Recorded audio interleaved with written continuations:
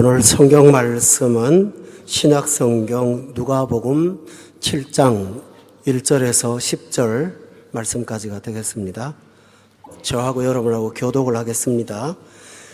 예수께서 모든 말씀을 백성에게 들려주시기를 마치신 후에 가버나움으로 들어가시니라.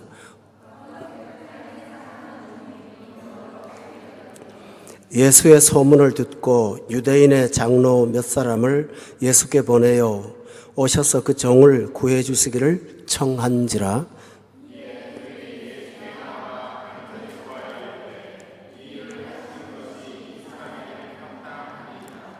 그가 우리 민족을 사랑하고 또한 우리를 위하여 회당을 지었나이다 하니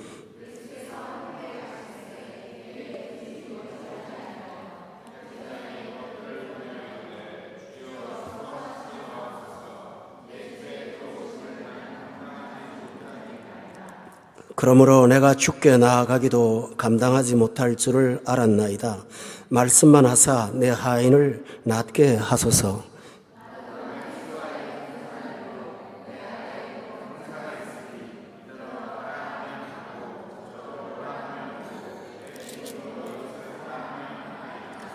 예수께서 들으시고 그를 놀랍게 여겨 돌이키사 따르는 무리에게 이르시되 내가 너희에게 이르노니 이스라엘 중에서도 이만한 믿음은 만나보지 못하였노라 하시더라.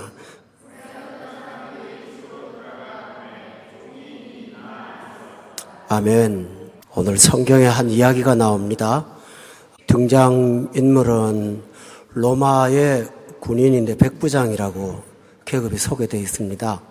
백부장은 밑에 부하가 100명 있을 때 백부장이라고 그렇게 말하니까 우리식으로 말하면 한 중대장 정도 되지 않을까요? 저희 동서가 부장이 됐어요. 회사에 진급해서. 그래서 우리 딸이 이모부 백부장 되셨네요. 그분은 백씨거든요. 그렇게 말한 적이 있어요. 그런데 이 백부장이 오늘 특별한 점이 있습니다. 그것은 예수님이 이런 사람을 처음 봤다고. 예수님은 우리처럼 강조하지 않잖아요. 과장이 없으시니까 이런 사람을 처음 봤다고 깜짝 놀라셨어요. 그래서 우리도 예수님이 처음 봤다고 하는 이 사람이 도대체 어떤 모습을 갖고 있길래 주님이 놀라셨나. 오늘 이 말씀을 좀 생각해 보겠습니다. 우선 이 백부장은 참 성품이 정말 좋았어요. 오늘 여기 2절하고 5절에 보면 그 사람의 성품을 말하는 단어가 반복되고 있어요. 사랑하는 종, 그렇죠? 또 5절에 보면 우리 민족을 사랑했고 이렇게 돼 있어요. 그 사람은 사랑이 많은 사람이에요. 어떤 사람을 사랑했냐 하면 자기 종을 사랑했어요. 노예 문화에서 아랫사람을 참 따뜻하게 사랑하는 거 귀한 거죠. 또 로마의 사람인데 식민지가 된 이스라엘 사람들을 사랑했어요. 게르만 민족을 사랑한 것이 아니고 아리안을 사랑한 게 아니고 바로 히브리 민족을 사랑했어요. 그래서 사랑만 하지 않고 행동을 했어요. 종을 사랑했기에 그가 질병을 갖고 있었던 것을 보면서 치료를 해주기를 원했어요. 또 유대인에게 회당이 필요하구나. 그래서 회당을 지어줬어요. 참 사랑이 많은 사람이거든요. 저는 목회하면서 예수님은 잘 모르지만 사랑이 많으시고 또 저 같은 목회자에게도 참 친절하게 도와주시고 배려해 주신 분들을 참 많이 만났습니다. 어떨 때는 교회 안에 있는 신자들보다도 믿지 않는 그분들한테 도움을 더 많이 받았어요. 그때마다 그 고마움을 정말 말로 다 표현할 수가 없었습니다. 바로 이런 분들이 기독교 밖에도 많이 있습니다. 참 사랑이 많아요. 어떤 경우에는 목사인 저보다도 성품이 더 좋아요. 그런 면에서 저는 그분들을 참 흠모합니다. 백부장이 이런 사람이었어요. 우리 성도님들도 대해 보면 특별히 성격이 모가나거나 그런 분들은 없고 대부분 참 사랑이 많으시고 좋으세요. 백부장은 바로 그와 같은 사람이었어요. 또 하나는 그는 사람과의 관계가 참 좋은 사람이었어요. 종하고 관계가 좋았어요. 또 하나는 본문의 3절에 보면은 유대인의 장로들이 나오죠. 유대 종교의 지도자들하고도 사이가 참 좋았어요. 또 6절에 보면은 백부장의 말이라면 발벗고 나서는 벗들이 그 사람은 있었어요. 그러니까 이 정도라면 그 사람이 참 인간관계가 참 좋은 사람이죠. 요즘에 직장생활 하는데 어떤 글을 보니까 기술이나 능력이 부족해서 직장생활 힘든 분은 별로 없대요. 그런데 사람과의 관계, 이게 참 힘들어서 직장생활 어렵게 여기는 분들 많다는 얘기 들었거든요. 근데 이 사람은 아랫사람한테도 괜찮고 또 다른 나라의 그 종교의 지도자들하고도 사이가 좋고 또 벗도 있고 어려울 때 도와달라고 하면 모두가 다 발벗고 나설 만큼 그 사람은 주변에서 좋은 사람인 거예요. 뿐만 아니라 이분은 평판도 좋았어요. 4절에 보면은 이 사람에게는 합당하니이다. 이 사람은 참 좋은 사람이라 그런 말씀이죠. 제가 만난 많은 분들이 이런 분들이 많으세요. 직장 생활도 잘하시고 인간관계도 좋고 사람도 성품도 좋고 또 이런 분이죠. 이런 사람이 있으면 세상이 참 살맛나고 괜찮아요. 또 하나는 이 사람이 오늘 예수님을 만나게 된 동기는 자기 문제가 아니에요. 다른 사람의 문제를 가지고 예수님을 찾아왔어요.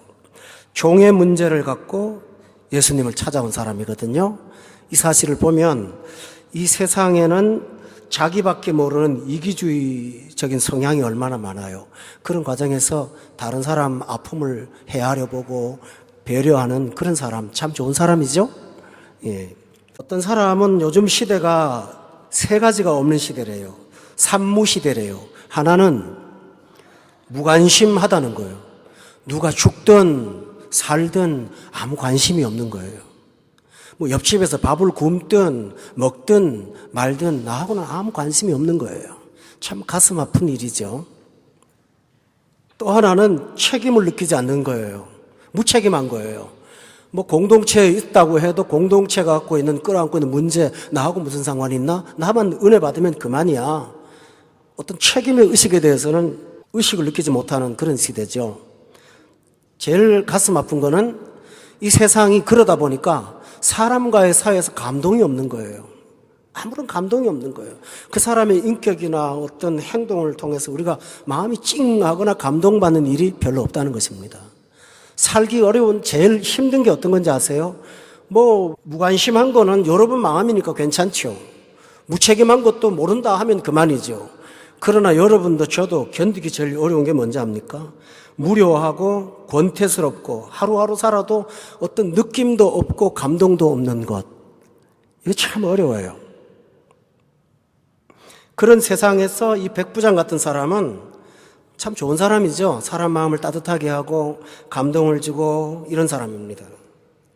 그러나 정말 중요한 게 하나 있습니다. 그 사람의 좋은 점은 어떤 거냐 하면 우리 한번 따라합시다. 자기 한계를 아는 사람. 오늘 백부장이 예수님을 초대한 까닭은 본문 2절에 보니까 사랑하는 종이 병들어서 죽게 된 문제 때문이었다고 했어요. 여러분, 백부장을 사랑하고 또 회당도 지어주고 할 수 있지만 이 사람 못하는 거 하나 있습니다. 죽음 문제. 손댈 수 있나요? 여러분이 교회 생활을 왜 하십니까? 그리고 예수 왜 믿으세요? 예수 믿는 것은 삶의 질이 조금 좋아지려고, 내가 마음이 불편하니까 평안하려고, 내 속에 있는 어떤 욕구가 있는데 그 종교적인 욕구를 좀 채워보려고 아니에요. 예수 믿는 것은요, 생명과 관계 있고요, 죽음의 문제와 관계가 있어요. 이것이 중요해요. 그런데 이 문제를 사람이 해결하지 못해요. 이 백부장은 그걸 알았어요. 권력 가지고도 죽음이 다가올 때 그가 어떻게 할 수 없어요. 사랑하는 사람의 문제를 안타까워하지만 죽음의 문제를 앞에 놓고 그가 해줄 수 있는 것은 아무것도 없어요. 보통 현대 사람들은 이 정도 선에서는 이거는 내 영역이 아니니까 하고 끝내요. 그러나 오늘 백부장은 죽음 문제도 해결할 수 있다. 나는 못하지만 그 마음 가졌어요. 그 마음 가지고 그가 주님 앞에 나왔어요. 또 하나는 뭐냐 하면 그는 죽음 문제 앞에 자신이 아무런 도움이 못 된다는 사실 때문에 예수님을 찾았어요. 또 하나 중요한 것은 나는 의의 문제로 한계가 있다는 것을 말하고 있어요. 오늘 본문에 보면 4절에 사람들은 이 사람한테는 좋은 일을 해주시는 것이 합당하다고 그렇게 말을 합니다. 그런데 자기 자신에 대해서는 뭐라고 하느냐 하면 6절과 7절에 보니까 나는 감당할 수 없다고 그렇게 표현합니다. 사람들은 이 사람 괜찮은 사람이야? 라고 말합니다. 그런데 자기 자신은 나는 그렇지 못해요 라고 말합니다. 여러분을 향한 평판이 주변의 평판들이 여러분을 좋은 분으로 알고 또 정말 사귀어봐도 괜찮은 사람으로 알고 사람들한테 소개할 때 그 아무개 그분 참 좋은 사람이야 하고 여러분의 평판이 좋지만은 그러나 하나님과 나와의 사이가 아니라도 나 홀로 있을 때 나는 어떤 사람인지 여러분이 잘 아십니다. 그렇지 않을까요? 우리는 우리 한계를 압니다. 이 백부장의 좋은 점은 사람들이 그를 칭찬해도 그는 그것을 갖고 자기를 평가하지 않았다는 것입니다. 단순한 겸손이 아닙니다. 나는 피시신 하나님 앞에 똑바로 설 수 없는 어둠입니다 하고 자기를 자백한 것입니다. 어떤 분들은 종교라는 것이 왜 필요하냐? 내가 가지고 있는 한계를 뛰어넘을 수 있는 것은 신의 힘밖에 없으니까 그래서 종교가 필요하다. 그런 분들은 예수를 못 믿습니다. 왜냐하면 행복한 날, 어떤 날은 욕구가 없는 날도 있거든요. 그런데 어떤 사람이 예수님 앞에 다가올 수 있냐면은 사람들이 그 사람을 칭찬하고 인정해도 자기 자신은 스스로 나는 합당한 사람이 못 된다. 나는 감당할 수 없는 부족한 존재다 하는 것을 인식할 때 그때서야 구원자가 다가오기 시작합니다. 성도 여러분, 오늘 어떠십니까? 만약 여러분이 뭘 하다가 부족한데 이 부분을 좀 하나님이 도우미가 돼 주셨다면 하고 바람이 있다면 여러분 영이 전혀 열리지 않을 것입니다. 가장 힘든 부분이 뭔지 아세요? 내가 왜 예수님이 정말 필요한지 그리고 내가 왜 구원을 받아야 되는지 그 사실에 대해서 본인이 절절하게 인식하려면 나는 한계가 있다는 사실을, 나는 의의 한계가 있다는 사실을 알아야 되는 것입니다. 이 백부장은 바로 여기에 좋은 장점이 있었습니다. 성도 여러분, 어디까지 오셨습니까? 잠깐 중간 점검하겠습니다. 여러분 가운데 좋은 분들 계세요. 사랑도 많고 사람 관계 좋고 별로 나무랄 거 없어서 교회 안 가도 잘 사는데 문제 없는 분들 여기 계실 겁니다. 그러나 여러분은 한 단계 더 나가실 수도 있습니다. 내 문제 갖고 고민해 본 적은 없어. 직장에 직원들, 가족들, 이웃들 이런 분들을 고민한 백부장처럼 이웃에 대한 마음이 조금 있는 것은 그래도 탁월한 분입니다. 여러분 어떻습니까? 지난 한 주간 동안 여러분 자신의 먹고 사는 문제만 가지고 고민하다가 여기 오셨습니까? 만약에 조금 더 나간다면 여러분 좋은 분입니다. 그러나 이걸로 끝나서는 안 됩니다. 여러분의 한계를 알아야 됩니다.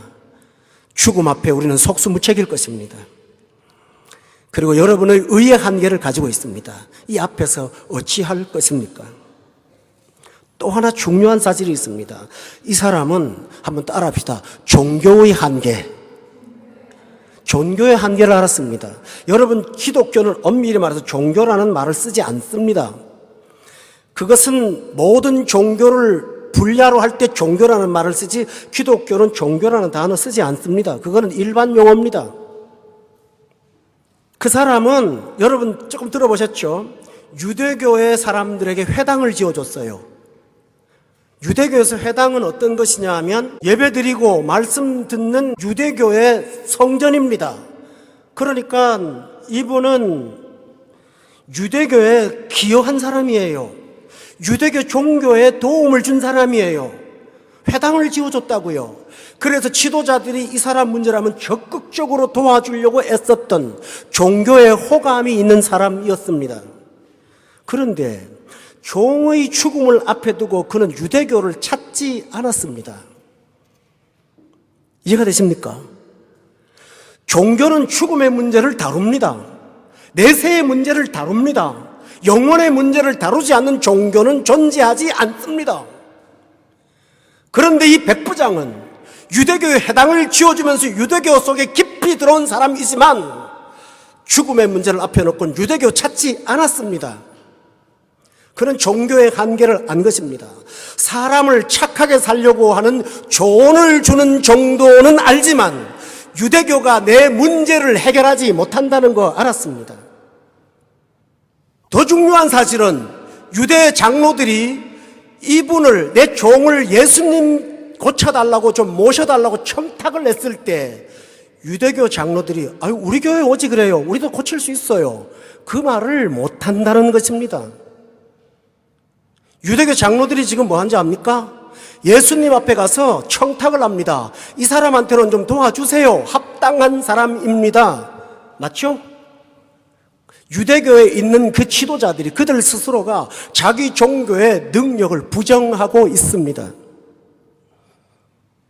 성도 여러분, 기독교가 모든 종교 중에 한 부류로서 여러분에게도 삶의 유익을 주는 한 파트라고 생각한다면 기독교 신앙을 가진 자들이 예수 때문에 죽고 박해를 당하고 그런 역사 없을 것입니다. 불교에는 부처님 때문에 박해돼서 죽었다는 역사가 없습니다.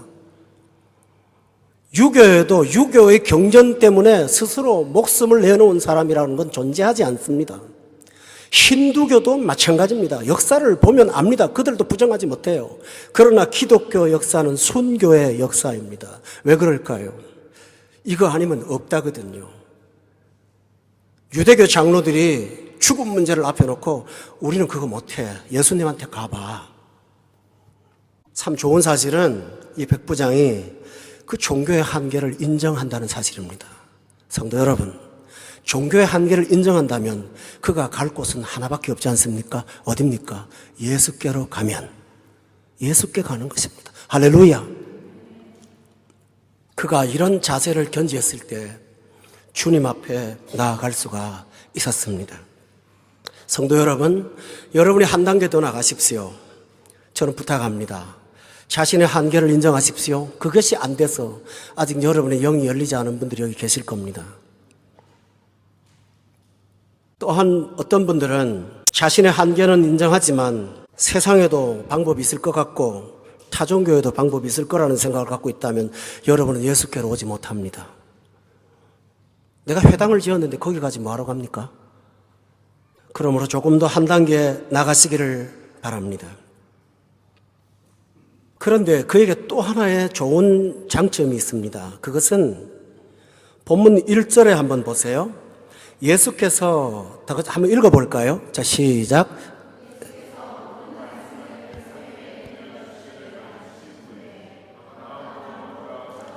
우리는 지난 시간까지 그 6장에 있는 말씀을 많은 백성들이 들었다는 거 아시죠? 모든 말씀을 들은 백성들이 있고 3절에 보세요. 백부장은 모든 말씀을 들은 게 아니고 뭐지요?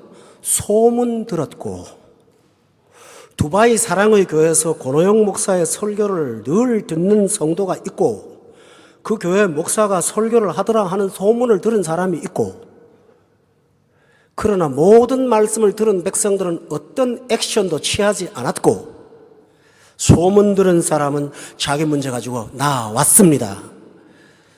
제가 성경 공부를 합니다. 우리 교회에 과정들이 있죠.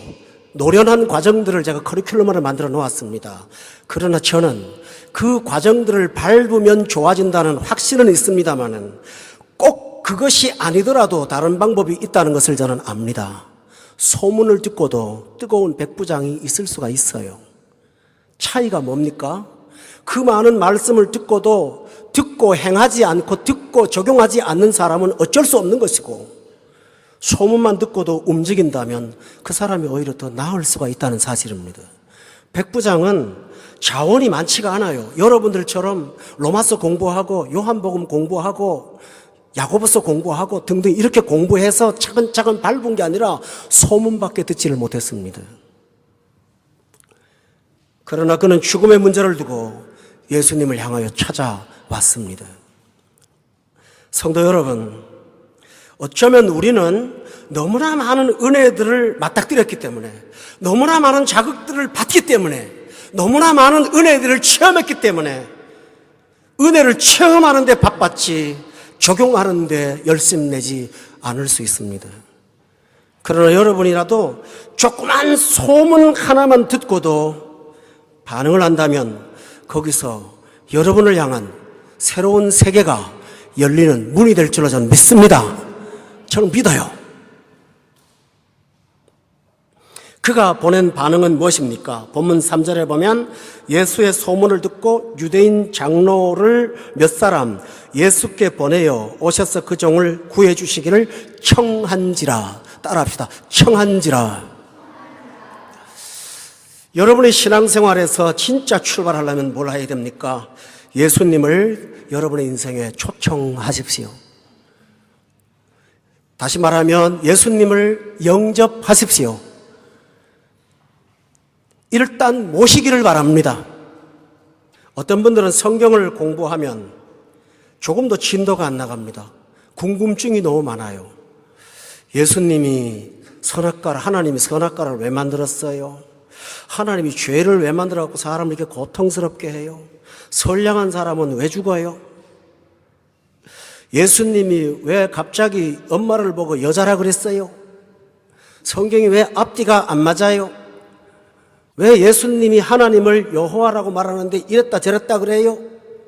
끝없는 질문과 끝없는 질문의 연속으로 그들은 헤매고 있지만, 그러나 그 마음을 장막을 닫고 당신이 내게 설명되어지지 않으면 내 마음을 못 열겠어요. 주님을 초대하지 않으니까 믿음이 조금도 시작을 못하는 것입니다. 할렐루야. 제가 이 말을 들은 안타까운 이유를 아시겠습니까? 여러분 따라합시다. 무식하게 예수님을 영접합시다. 그리고 나서 시작되는 것입니다. 두 번째로 그가 했던 결정적인 것은 무엇입니까? 본문 7절에 보세요. 내가 죽게 나가기도 감당치 못하겠고 내 집에 들어오심도 감당하지 못하겠습니다. 6절에 보면 그렇게 되어 있어요. 그가 예수님을 어떤 분으로 알고 있습니까? 평범한 어떤 사람, 지나가다가 만나는 선생님, 그 정도가 아닙니다. 자기 집에 모실 수 없을 만큼 그분은 너무나 특별한 분. 내가 그 앞에 나가서 얼굴을 쳐다보기가 어려울 만큼 그분은 경외의 대상. 이런 자세로 백부장은 예수님 앞에 나아갔습니다. 성도 여러분, 저는 오늘 좀 쉬운 얘기로 하겠습니다. 여러분에게 아주 중요한 손님이 오셨을 때, 오래간만에 오신다면 집을 청소하시고 옷을 갈아입고 그분을 대접할 모든 준비를 하실 것입니다. 그러나 그분이 여러분에게 하찮은 분이라면 그런 준비를 할까요? 하지 않습니다. 우리가 하나님께 대한 자세를 가진다고 하는 것은 예수님을 경외하는 자세를 갖게 되는 것입니다. 성도 여러분, 예수님을 영접하셨습니까? 그렇다면 여러분에게 하나님을 경외하는 마음이 일어나시기를 주의 이름으로 축원합니다. 세 번째로 그가 예수님께 반응한 것은 말씀을 믿은 것입니다. 본문 7절에 보면 다 같이 한번 읽어볼까요? 7절 말씀 시작.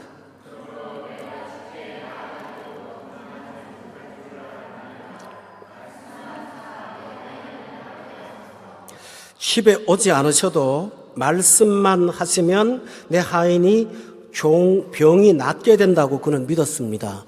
별거 아닌 말 같죠? 첫 번째, 예수님 영접했죠. 경외했죠. 예수님이 누구신가를 그는 알고 있습니다. 시간과 공간을 초월하는 분이라는 사실을 믿고 있습니다. 여러분도 이렇게 믿으십니까? 그의 믿음은 소문밖에 안 들은 작은 믿음입니다. 성경을 공부해 본 적이 없어요. 그런데 그 믿음이 어디서 나왔습니까? 직장에서 나왔습니다. 그는 군인이에요. 그러니까 뭐라고 하냐면요, 군인은 명령 계통을 따라 살잖아요. 내 위에도 사람이 있고 내 아래도 사람이 있는데 명령만 하면 오고 가고 합니다. 그러니 명령만 하세요. 지금 예수님이 명령할 것은 하인한테 오라 가라입니까? 아닙니다. 그 속에 있는 죽을 병을 향하여 명령해달라는 겁니다. 저 앞에 있는 사람 오라고 할 수는 있겠지요. 그러나 그 속에 있는 질병을 향하여 명령해서 나가라고 말할 수가 있는 사람이 있겠습니까? 그러나 그는 직장에서 얻은 예절을 통해서 예수님을 믿었고요, 그 믿음을 적용했습니다. 예수님은 질병에게 명령해도 떠나갈 수 있다는 사실을 믿고 있는 것입니다. 저 아주 쉬운 적용을 하나 할게요. 여러분 직장생활 열심히 하시지 않습니까? 직장생활 하는 거에 4분의 1만 하나님 앞에 나아가도 여러분의 운명을 바꿀 수가 있어요. 여러분이 직장에서 열심을 내는 그 수고와 열정을 조금만 가지고 하나님 앞에 나아가도, 여러분이 성경 창세기가 뭔지를 몰라도 적어도 여러분의 직장 상사에게 하는 입장의 자세만 가지고 주님 앞에 나아가도 세상은 새로워지고 여러분은 전혀 다른 차원의 세계를 맛보게 될 줄로 저는 믿습니다. 할렐루야. 일주일에 한 번 내지 2번 교회에 나오고 지각하고 결석하고 예배 시간에 딴 생각하고 축도하기 전에 얼른 가고 기도할 때 들어오고 뭐 이런 분도 가끔 있습니다. 어떻게 믿음이 자랍니까, 여러분? 여러분이 직장 생활을 그렇게 하신다면 어떻게 여러분을 대하실까요? 최소한의 자세를 가지고 하나님 앞에 나아가 보십시오. 여러분은 갈등과 고통을 벗어나서 구원의 세계가 무엇인지를 여러분이 보게 될 줄로 저는 믿습니다. 그뿐만 아닙니다. 참 신기하죠? 예수님한테 오라고 했다가, 오시라고 했다가 처음부터 오지 말라고 할 것이지, 오시라고 했다가 집에 점점점 가까워지니까 가장 친한 친구들을 보내서 우리 집에 오지 마시라고, 예수님이 중간에서 오다가 가다가 오도 가도 못한 상황이 됐습니다. 그런데 신기하시죠? 이 전능하신 하나님이신 예수님이 그 사람이 오라고 할 때 내가 간다고 하시고 오지 말라고 할 때 멈춰 서셨습니다. 그런데 본문 마지막 절에 보면요, 그 와신 상담을 하는 중에 하인의 병은 이미 벌써 나아버렸습니다. 이게 무엇을 의미합니까? 여러분 인생의 어떤 문제를 가지고 막 곤고하고 힘들고 이 문제 어떻게 풀까 답답해 하세요? 하나님과의 관계에서 믿음의 자리에 나가서 믿음의 문제를 가지고 풀어나가다 보면 여러분의 바깥에 있는 문제는 이미 벌써 목도할 만큼 변화되어 있다는 것을 믿으시길 바랍니다. 이게 하나님 은혜예요. 여러분이 이 말씀을 듣는 시간에 직장에서 있었던 일, 사업의 문제로 복잡한 머리 끝나고 전화해야지 이런 생각으로 앉아있는 것이 아니라 하나님과의 관계에 진지하게 이 시간이라도 좀 대화를 해보신다면 여러분이 문을 열고 여러분의 가게 문을 열어 들어가는 순간 여러분이 고민했던 문제들을 해결해 놓으신 것을 경험하게 될 것입니다. 저는 여러분의 어리석음을 버리고 하나님 앞에 이런 자세로 살아가시기를 주의 이름으로 간절히 간구하고 부탁합니다. 아멘. 이렇게 되니까 예수님께서 이 사람을 인정해 주셨습니다. 뭐라고 인정했습니까? 본문 여기 9절에 보면 다 같이 한번 읽어보겠습니다. 시작.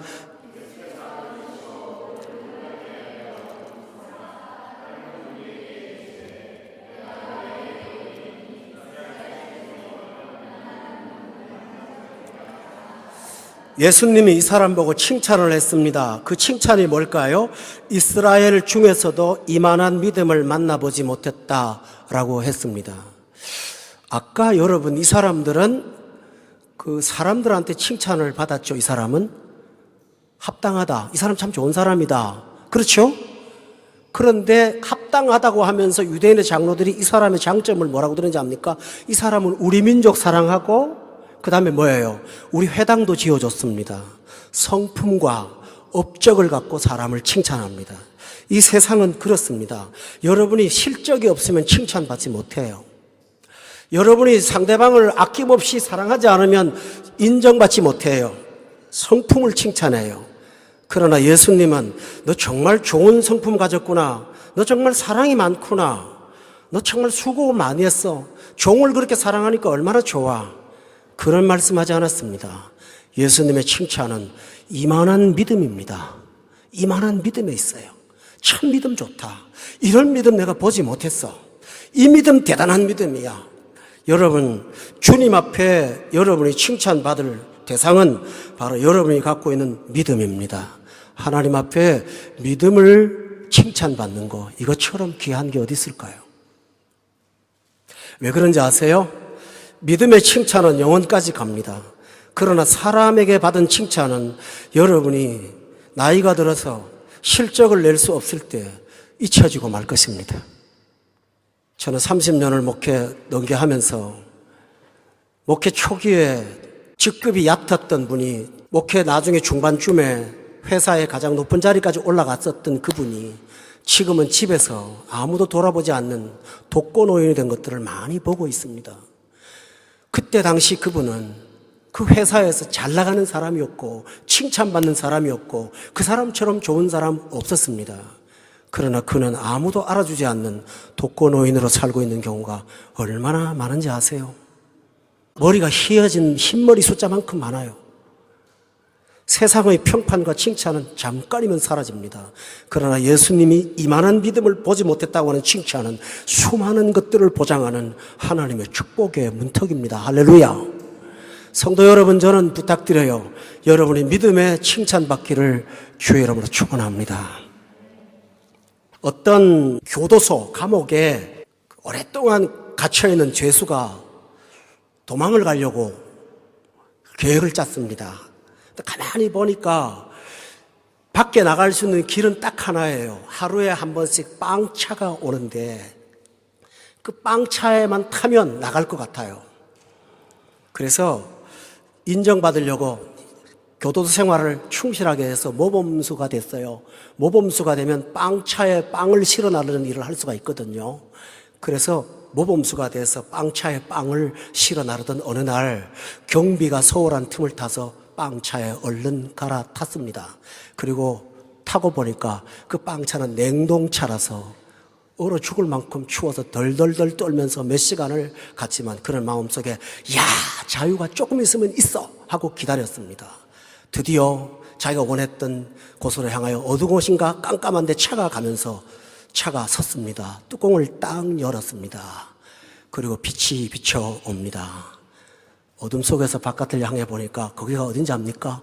그 빵차는 또 다른 교도소에 빵을 날라주러 간 것입니다. 성도 여러분, 그는 자유를 찾아서 다른 곳으로 옮겨갔습니다. 그러나 그는 이쪽 교도소에서 저쪽 교도소로 간 것밖에 없습니다. 오늘 이 세상 사람들이 사람의 칭찬에 힘이 있다고 생각하고 그걸 갖다가 그게 안 되면 갈아타서 실적을 쌓아보고 해당도 만들어보고 그래서 그걸 갖고 해봤다가 이것 갖고 저것 갖고 해봤지만 빵차를 갈아타고 다른 교도소에 갔던 사람과 똑같이 여러분의 삶의 문제를 해결해 줄 수 있는 것은 아무도 없습니다. 그러나 여러분의 한계를 인정하고 예수님 앞에 나아오십시오. 그리하면 새로운 세계를 향하여 구원을 맛보게 될 줄로 저는 믿습니다. 성도 여러분, 오늘 이 시간 여러분께 말씀드리겠습니다. 결론적으로요. 여러분 성품 좋은 분 많으세요. 어떨 때는 저보다 참 더 좋은 분 많으세요. 여러분 업적도 좋고요. 성실하고 수고하시고 참 여러분들을 뵈면 모범적이라는 거 생각합니다. 그래서 어떨 때는 여러분이 교회에 오셔서 목회자에게 죄인이라는 소리를 들으면 상당히 기분이 안 좋고 상하실 겁니다. 난 나름대로 충실하게 살아왔는데요. 그러나 성도 여러분, 여러분의 한계를 인정하시기 바랍니다. 거기서 하나님과의 관계가 시작됩니다. 또 하나 중요한 게 있습니다. 많잖아. 인간의 어떤 정신세계를 다루는 어떤 공동체들이 많잖아. 그러나 오늘 이 백부장 모습처럼 종교의 한계를 인정하십시오. 오직 예수밖에 없다는 사실을 여러분 믿고 주 앞에 나오시기를 주의 이름으로 축원합니다. 조그만 반응, 소문에도 여러분이 반응하세요. 그래 주님 앞에 나왔을 때 여러분은 다른 사람의 문제를 갖고 예수님 앞에 나왔지만 주님은 여러분을 다루고 있을 것입니다. 오늘 본문을 보면 전체적인 내용 중에 종의 문제로 나왔지만 예수님은 종의 문제를 다루지 않고 그 사람의 문제를 다루고 있습니다. 성도 여러분, 여러분이 기타의 문제를 가지고 주 앞에 나왔을지라도 주님은 그 문제가 아닌 여러분과 주님이 만나기를 원하고 있습니다. 이 만남을 통해서 여러분이 이만한 믿음은 만나보지 못했다. 이 좋은 믿음의 사람이 되시기를 예수 이름으로 축원합니다. 기도하겠습니다. 하나님 아버지, 내가 아름다운 사람이고 내가 착하게 살았고 내가 성실하게 살았고 내가 이웃에게 인정받고 살았기 때문에 구원을 열망하지 않았고 예수님이 필요하다는 생각을 갖지 못했어요. 때로는 종교는 우리 삶에 필요하니까 어떤 한 부분을 필요하지 우리는 그런 부분으로 생각했습니다. 그러나 오늘 이 시간 이 백부장의 믿음을 내게 적용케 하소서. 내 인생의 한계를 깨닫게 하시고 예수밖에 없다는 사실을 기억하게 하시고 주님 앞에 나와서 이만한 믿음의 사람이 될 수 있도록 축복해 주시옵소서. 예수님의 이름으로 기도드려 싸움나이다. 아멘.